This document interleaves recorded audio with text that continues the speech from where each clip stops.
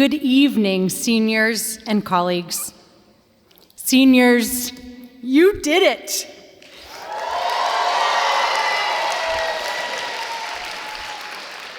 We are so proud of you, and we're delighted to have the opportunity to celebrate all of you this evening before the hoopla and busyness of commencement weekend sets in. I often see this evening as the calm before the storm. We get to have time this evening to pause, reflect, reminisce, celebrate, and just be together. No more looming homework assignments, no more deadlines. To start, I would love for us to take a moment to thank the tremendous teams in OAR, Peresky, and facilities for creating this specialness and deliciousness for all of us tonight.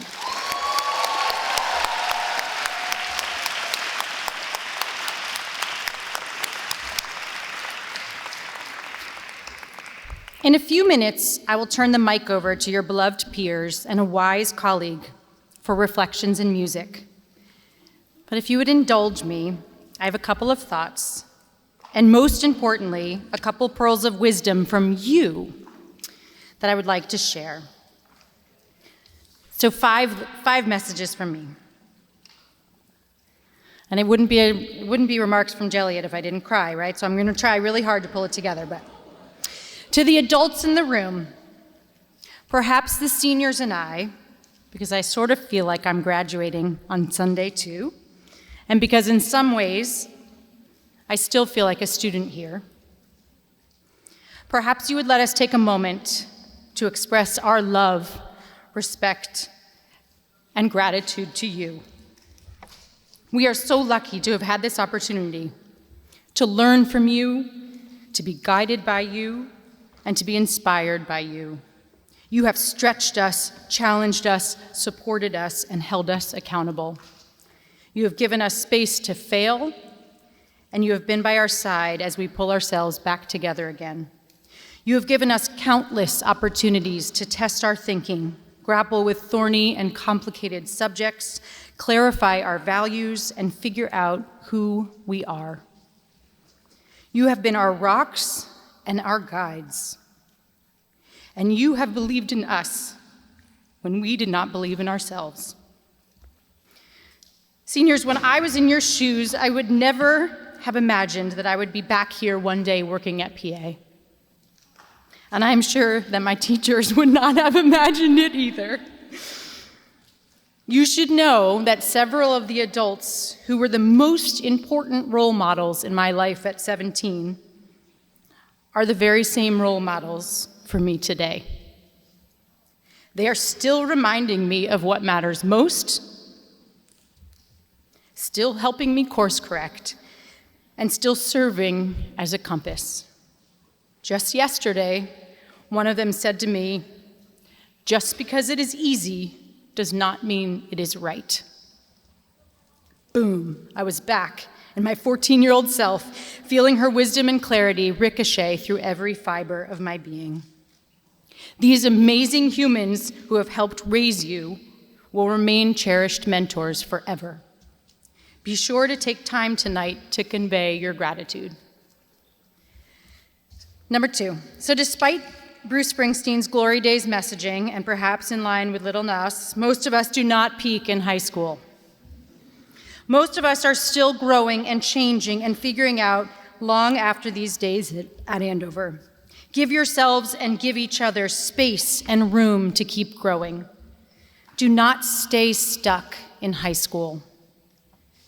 Hang on to what is core and give yourself permission to outgrow the parts of yourself that should remain in high school. Number 3, several of my most valuable lessons from PA I did not understand or appreciate until after I graduated. And several of these lessons have served me and continue to serve me every day. For example, time. This place teaches you the value of time. It teaches you how much you can get done in a very short window of time.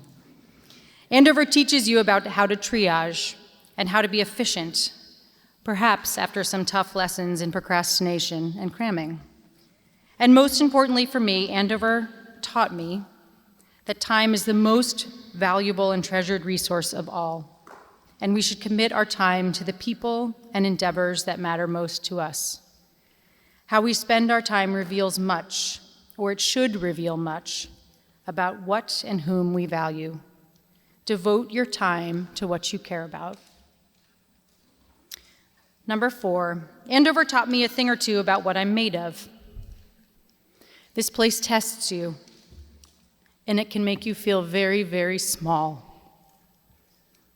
It can make you question and doubt yourself, and it can make you wonder if you're good at anything at all. And it can show you, through these trials and troughs, just how strong you are, just how resilient you are, and just how much you can endure. This deep sense of faith in my core has served me through marathons, through labor 4 times, through crises on campus, through the loss of loved ones, through massive to-do lists and big life changes. And it will continue to serve you. You are stronger than you know. Andover has taught you to have deep, deep faith in yourself. Number 5, and lastly, if you will let me return to a message I offered to you and your families on your very first day at Andover. The more you love, the more you love. I left this campus in June of 1994, confident that I had made the best friends of my life and fairly certain that I did not need any more. I headed off to college content to socialize and hang out, but not really looking for new soulmates and BFFs. In fact, I felt somehow finding new BFFs would be some form of betrayal. It took me some time to realize how ridiculous this notion was. If I had maintained this perspective, I would have closed myself off from some of the most important experiences, relationships, and friendships of my life. T. Ware, my husband, just to name a few. And what I learned is that chances are pretty terrific that those new friends will get along fantastically with your cherished old friends. Like your brain, your heart is a powerfully strong organ, and it grows and gets stronger with practice. The more you love, the more you love. Do not be afraid that making new connections will make your current ones any weaker or less valuable. Hold tight to your people from Andover and feel secure in these friendships and connections. They will endure.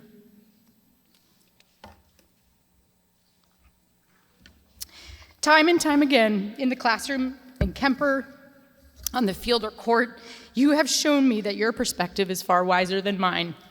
And again, you did not disappoint this week.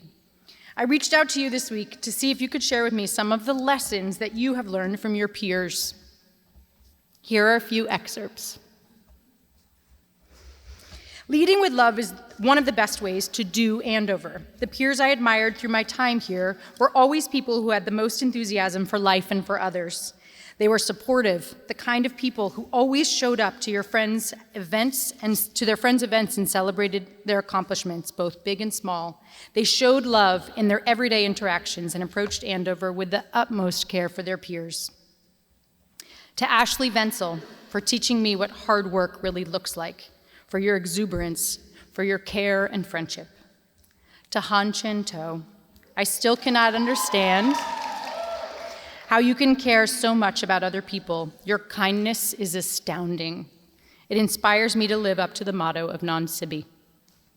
To Emily Shaw, for your consistent happiness in our philosophical conversations, for your priceless companionship during the college application process. Seniors Nick Lamb and Ethan Hong have day in and day out taught me through example the value of discipline.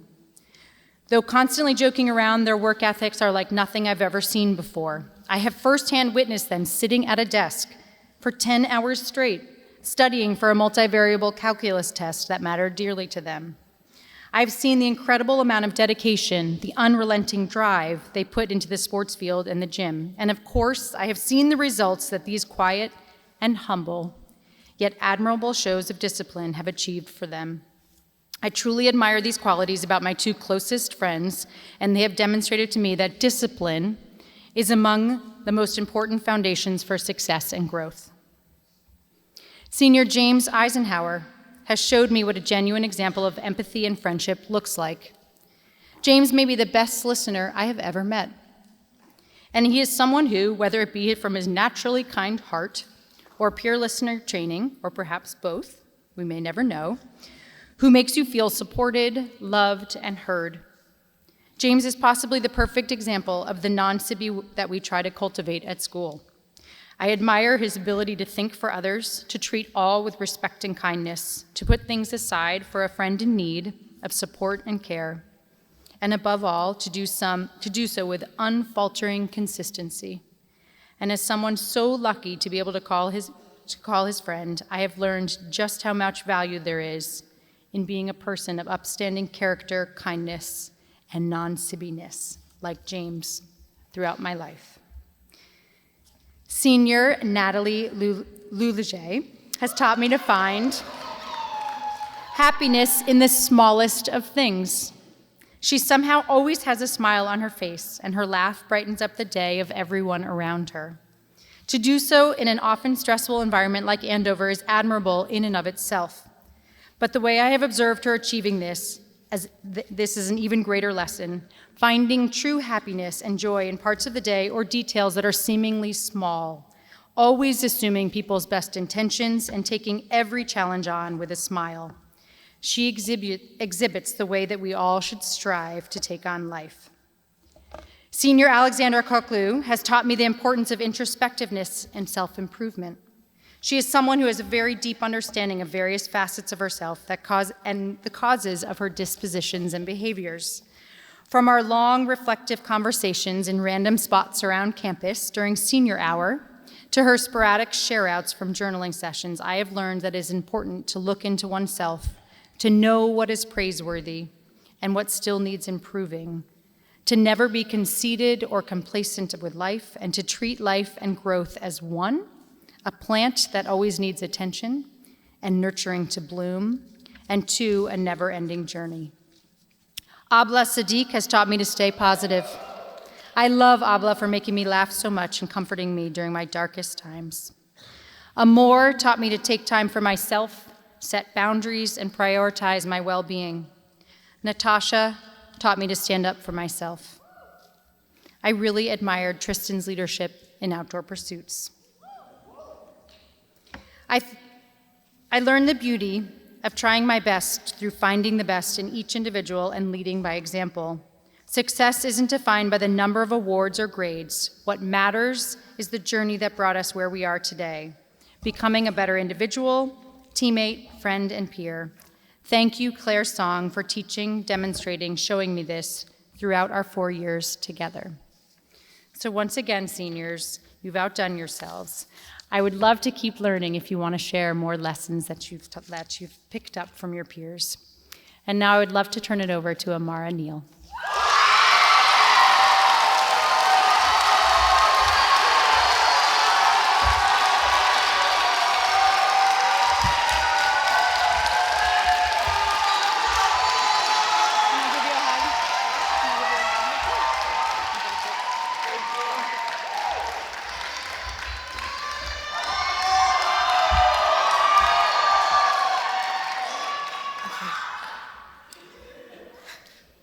Okay.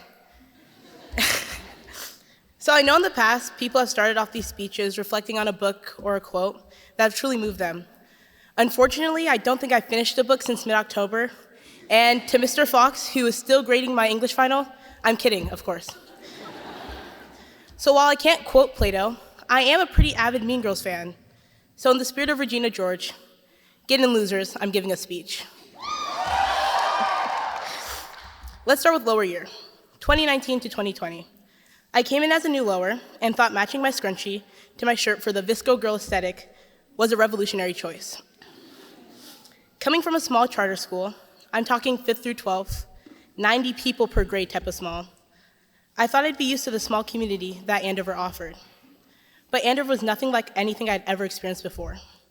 At my old school, it was hard for secrets not to spread. But at Andover, I quickly realized that privacy was obsolete. I knew way too much about people that I never even met. People's oldest hookups, math grades, and any other thing that quickly became public knowledge took up an ungodly amount of space in my brain, which was really unhelpful when I needed to cram for my Chem 550 quizzes. I was frightened by how quickly, without even trying, our lives became interconnected. And immediately, pushing against these connections, I was scared to branch out to other social circles, taking gossip for face value, and letting reputations dictate my view of other people's character. Frankly, I felt like I was in Mean Girls, but this time I couldn't tell who was Katie and who was Regina. And now, not only was I preventing myself from getting to know the rest of my grade, but I was constantly scared of feeling seen and not seen at the same time. You know, because Andover has a funny sense of perception in which you can know and even look up to someone, and then they wouldn't even know your name. And if you think you can't relate to this, I know we all had that one upperclassman crush that you never interacted with. I felt like everyone who I met either already knew me and knew my every mistake, or had never even heard of, or worse, couldn't care less about me. This brings me to upper year, 2020 to 2021, when I spent the bulk of my time learning TikTok dances, watching Criminal Minds, and fangirling over how hot Spencer Reed was. In less than a term, I went from hatred of being surrounded by Andover students to fiending for any reminder of Andover. I knew it was really bad when I started looking up Day in the Life Boarding School Edition on YouTube. And my prayers were soon answered when my friend Laura proposed the idea of lunch Zooms, where some of my friends and I would eat lunch together. And now looking back, it was high-key the bulk of my social interactions during a remote upper fall. These Zooms quickly expanded beyond lunch, encompassing random movie nights and trigger warning Among Us tournaments.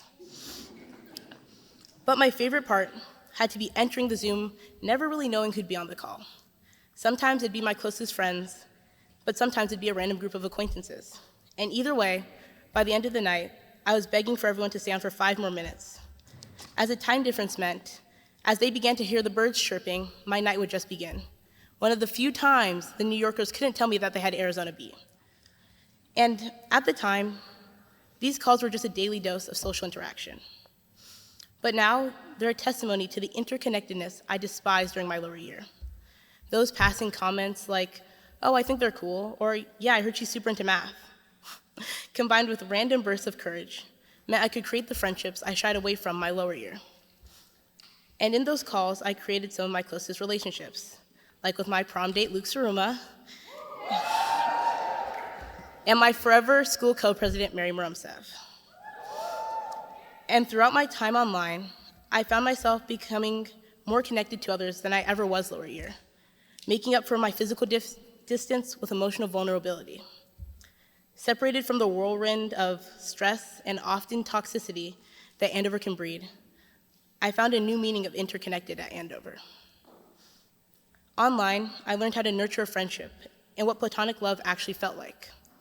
And while I'm not going to pretend like isolation and the pandemic as a whole wasn't and isn't taxing, stressful, and frankly depressing, the step back from Andover made me reevaluate how I want to be connected to all of y'all. Which brings us to senior year, 2022, in which I've experienced moments that reminded me what true happiness feels like. But it's also been the year I've lost parts of myself.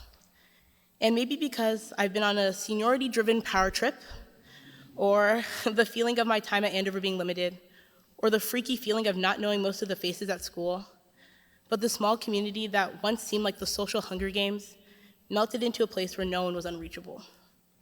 The anxiety-ridden moments of praying no one saw me absolutely eat it going down the icy Stimson Hill became embracing this visibility. Whether hopping around leading cheers or blasting Uptown Funk, I hope someone's day got better because of me. And this constant proximity that, while still makes rumors easy to spread, is the same community closeness that helped many in their preparation for that one fateful night upper spring, and has allowed students to organize supportive spaces when we needed them. And in feeling like I could connect with anyone, I embraced the feeling of being touched by others, and I truly was. So I'd like to give a few thank yous. Thank you to that one girl in lockdown who always did the reading and let us know what the hell we were talking about that day. To the mentor in the Athlete and Mentorship Program who still met with their mentee even though we stopped sending emails, thank you. Thank you to the dancers that tried all my physically impossible dance moves and were down to try all my ideas, even if they were pretty dumb. And thank you to the girl who carried me in my first game of cornhole because I was absolute trash. And while I won't lie, the rumor mill at Andover would make even Gretchen Wiener shudder. Knowing that I've been impacted by so many people in one way or another makes me hopeful that I've done the same. And while I don't think any of us will ever know the extent of our effects on each other, I do know that our legacies will forever be intertwined. So whether you've loved every moment or despised everyone you've met, our stories will forever be interconnected, and I think that's beautiful. Thank you.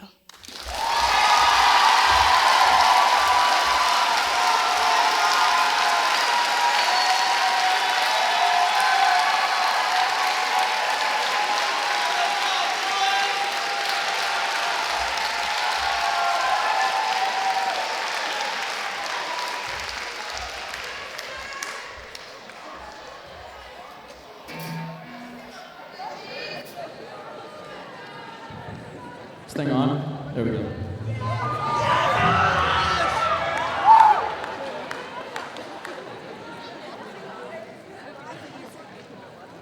Before we start, I want to say a couple things. First of all, it's an absolute honor to be able to stand up here and play for you guys tonight. And I want to give a huge thank you to Ms. McGuire, Dr. Siegfried, and everyone else that made this possible. I know that I'm not the only one that during COVID, I felt like a large part of myself was missing. I really felt like I was at home, but I wasn't really home, if that makes sense. I don't know. So I wrote this song called See You Soon as a shout out to everyone that I missed from here. And if you know the words, sing along.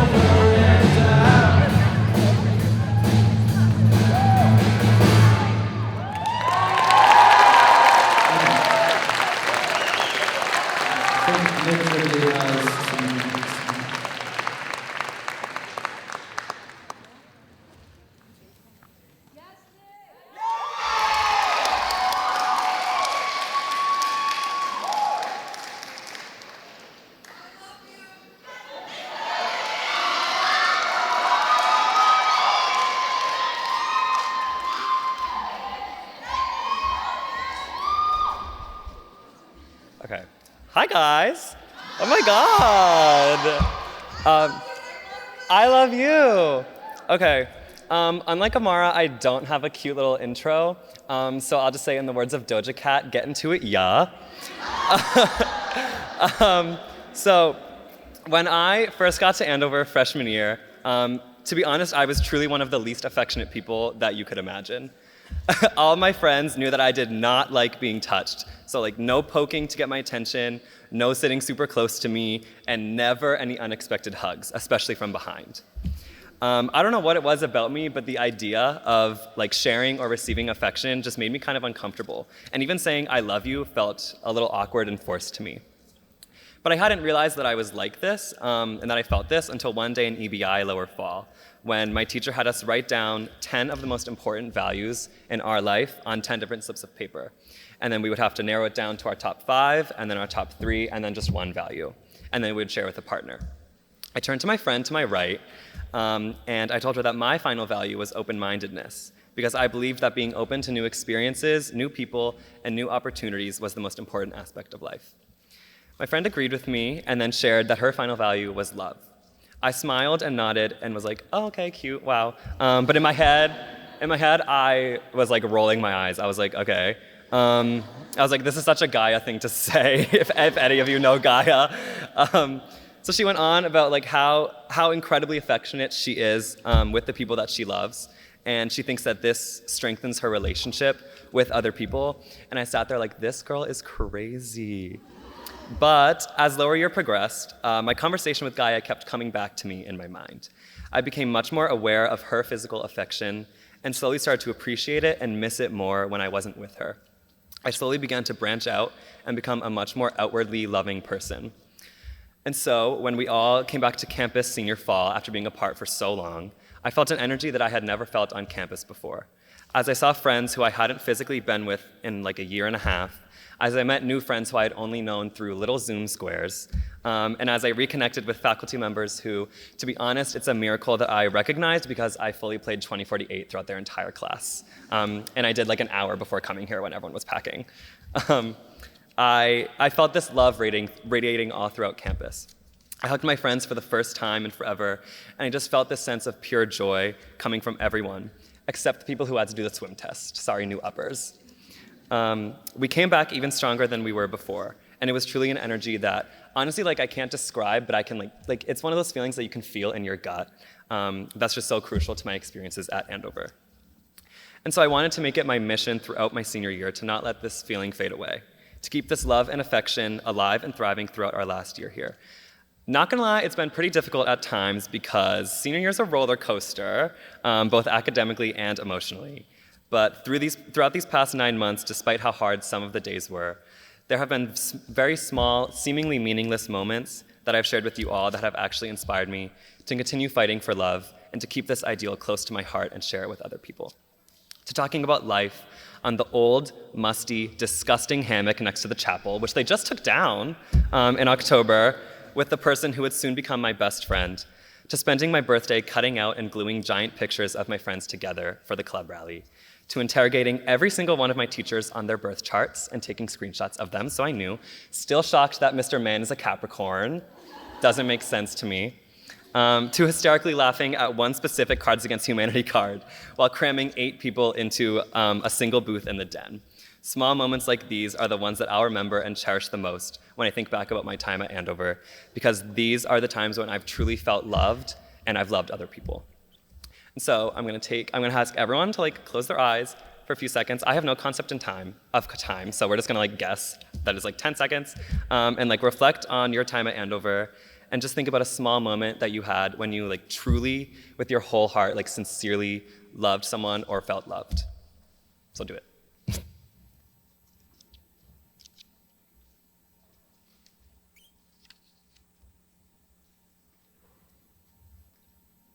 Okay, again, no concept of time, so like a few seconds, I don't know.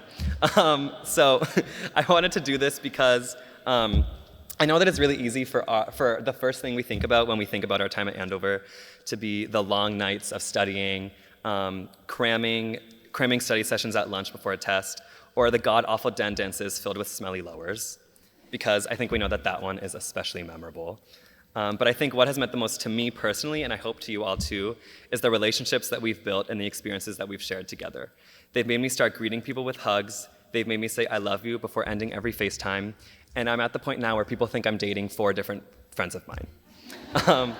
And so I hope that we can all hold on to these small moments because they're going to be the things that remind us of each other in the future, whether it be this summer or 50 years from now. Every time I watch Drag Race, I'll think of hour-long conversations with Lexi in the library.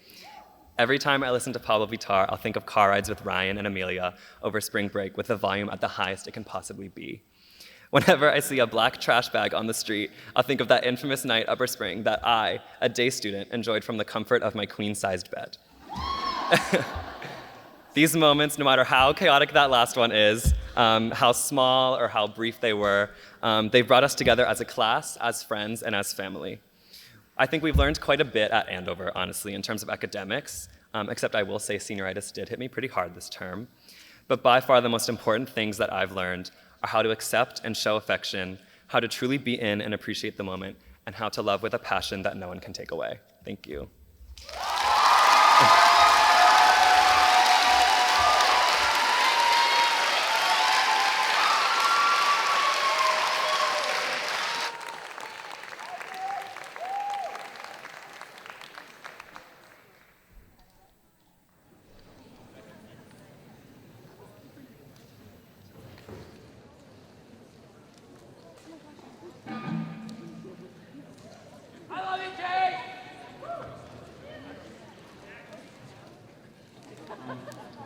I guess I can take a second to introduce everybody.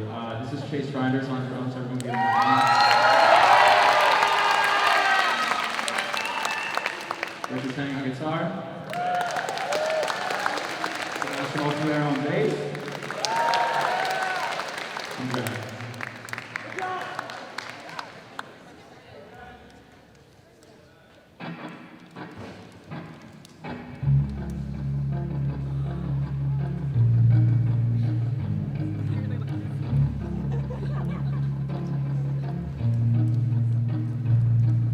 We're both going smoke in the night. It's raining, I suppose that you need a ride. She said, I've got nothing to do with neither do you. There's a place down the road where we can waste the whole afternoon. Oh, that she was 19, got a big idea.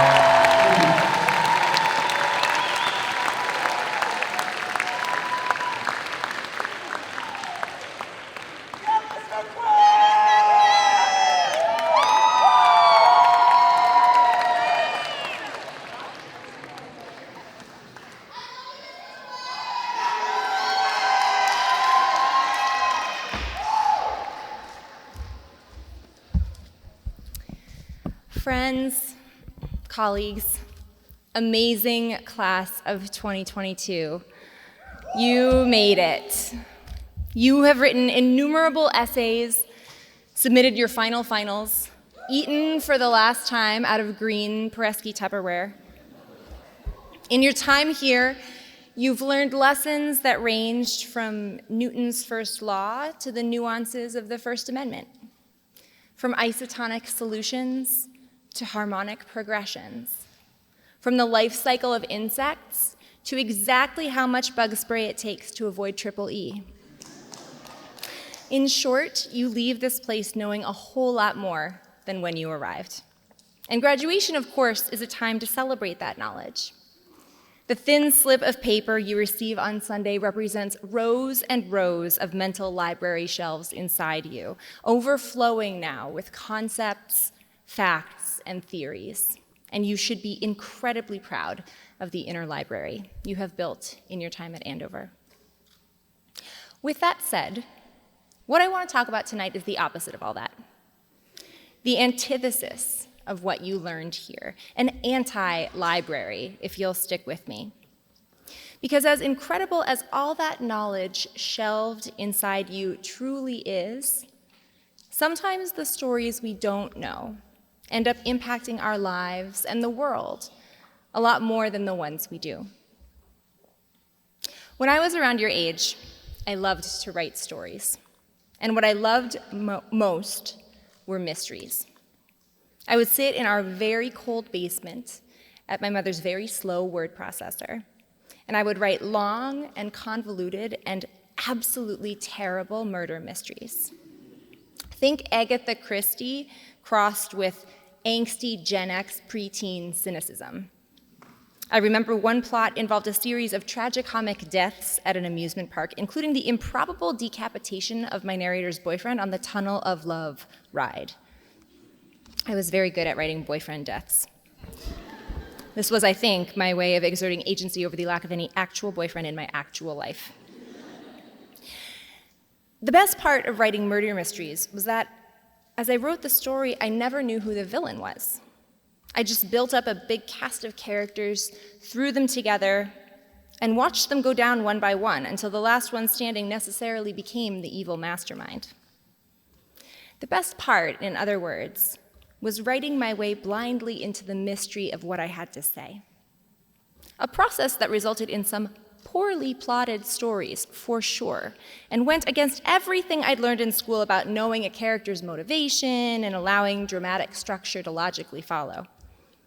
And yet, it was also a process that was perpetually joyful for me, one that valued discovery and curiosity above knowledge.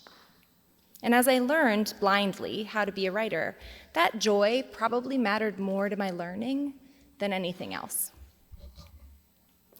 I was thinking about that younger self last week when my 9-year-old daughter read me a poem she'd written in school. She prefaced it with the gleeful confession, "Mom, I have no idea what this poem means. I just like how it sounds." Her pleasure in language, disentangled from the pressure of intellectual understanding, made me predictably happy. But it was a bittersweet happiness, because I worry that kind of joy is fragile. It's not long, I think, before my daughter's delight in saying, "I don't know what this means," gives way to a tone of frustration, or worse, fear. For the older we get, the more "I don't know what this means" suggests a deficiency we really ought to do something about. Before we notice it happening, "I don't know what this means" becomes a threat, one that foreshadows low grades, all-nighters, rejection, a lack of social respectability. As the scholar Nassim Nicholas Taleb puts it in his book, The Black Swan, quote, "We tend to treat our knowledge as personal property, to be protected and defended. It is an ornament that allows us to rise in the pecking order," end quote. No surprise that when knowledge is treated as capital, something to be hoarded and displayed. It endangers the value of wonder, and it risks limiting empathy. For empathy requires, above all else, curiosity, an acknowledgement that we don't, in fact, have all the answers. Taleb goes on to tell a story about the writer Umberto Eco, who famously kept a library of over 30,000 books, the majority of which he never read. Taleb calls this collection an anti-library and suggests that cultivating one, that is, surrounding yourself not only with books you've read and loved, but also books you haven't read, books that represent what you don't know, is one route to leading the life of an anti-scholar, the sort of person who treats knowledge as a perpetually and intentionally unsatisfied hunger. Personally, I'm into this idea of the anti-library, and not just because it seems like a neat justification for the book-buying addiction I've been trying to shake for the last 20 years. I think, too, that surrounding ourselves with the unknown, reminding ourselves that we neither have nor need all the answers, implies the sort of humility, open-mindedness, and imagination that the modern world, which we adults have clearly left in shambles for all of you to fix, sorely needs right now. All of this is my long way of saying, you learned some cool stuff in your time at Andover, and that's awesome. But just as awesome is all the stuff you don't yet know, the ways you'll change society for the better, the ways you'll remember each other and this place, the lessons that have been seeded in you here but haven't yet begun to flower and won't, perhaps, for a long time to come. You don't yet know how the person sitting next to you tonight might impact your life years down the road. Nor do you know who you'll even be then. That someday version of yourself who's out there waiting in the distant fog of the future for you to wind your way through the plot twists of your own life and greet them there. You don't know what's on the path before you, but close your eyes and embrace that, and I bet it'll be a fun ride. More fun than the tunnel of love. And as you begin these next 3 days of graduation festivities, I hope you'll see them not only as a time of looking back, not only as a time of celebrating all you've learned here and all you have given to each other, but also as the beginning of the mystery story that is your unknown and undoubtedly spectacular future. Best of luck, 2022, and congratulations.